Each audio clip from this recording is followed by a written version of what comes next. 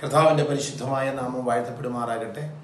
അനുഗ്രഹിക്കപ്പെട്ട ഈ പ്രഭാതത്തിലെ ധ്യാന ചിന്തയ്ക്കായിട്ട് യോഹന്നാന്റെ ലേഖനത്തിൽ പറയുന്നൊരു വാക്യം ഞാൻ ഉദ്ധരിക്കട്ടെ. കർത്താവിന് സ്തോത്രം. അവിടെ പറയുന്നു, ലോകവും അതിൻ്റെ മോഹങ്ങളും ഒഴിഞ്ഞു പോകും, ദൈവത്തിൻ്റെ ഇഷ്ടം ചെയ്യുന്നവനോ എന്നേക്കും ജീവിക്കുന്ന ദൈവത്തിന് സ്തോത്രം. എന്നെ ശ്രദ്ധിക്കുന്ന വാത്സല്യ സഹോദരങ്ങളെ, നാം പാർക്കുന്ന ഈ ഭൂമി നമ്മെ വിട്ടുപോകും. ഈ ഭൂമിയിലുള്ള സകല ആഡംബരങ്ങളും ഈ ഭൂമിയിലുള്ള സകലതും മാറിപ്പോകും. പക്ഷെ മാറിപ്പോകാത്ത ഒന്ന്, ദൈവത്തിൻ്റെ ഇഷ്ടം ചെയ്യുന്ന ഒരു ദൈവപൈതൽ എന്നേക്കും നിലനിൽക്കും.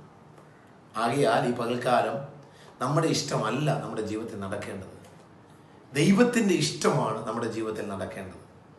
ആ ദൈവ ഇഷ്ടത്തിനായി നമ്മെ തന്നെ ഒന്ന് സമർപ്പിച്ചു കൊടുക്കാമോ?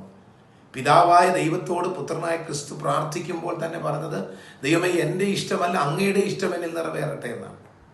അങ്ങനെയെങ്കിൽ നമ്മൾ പ്രാർത്ഥിക്കുമ്പോൾ എന്തുകൊണ്ട് പറഞ്ഞുകൂടാ, കർത്താവേ, എൻ്റെ ഇഷ്ടമല്ല, ഇന്നത്തെ എൻ്റെ വഴിയല്ല, അല്ലെങ്കിൽ എൻ്റെ ആലോചനയല്ല ഇന്ന് നടക്കേണ്ടത്, ദൈവമേ, അങ്ങയുടെ ഹിതമാണ്, അങ്ങയുടെ വഴിയാണ്, അങ്ങയുടെ ആലോചനയാണ് എൻ്റെ ജീവിതത്തിൽ നടക്കേണ്ടത് എന്ന് നിങ്ങൾ ഇന്ന് പൽക്കാലം ഒരു തീരുമാനം എടുക്കുന്നെങ്കിൽ നിങ്ങൾക്കൊരു ജീവിതമുണ്ട്, നിങ്ങൾക്കൊരു അനുഗ്രഹമുണ്ട്, ദൈവത്തിൻ്റെ നന്മ നിങ്ങളുടെ കയ്യിൽ വരും. ആകയാൽ ദൈവത്തിൻ്റെ ഇഷ്ടം ചെയ്തെന്ന് പകൽക്കാലം ജീവിപ്പാൻ ദൈവത്തിൻ്റെ പരിശുദ്ധാത്മാവ് ഈ വചനങ്ങളാൽ നിങ്ങളെ ഓരോരുത്തരെയും സഹായിക്കും.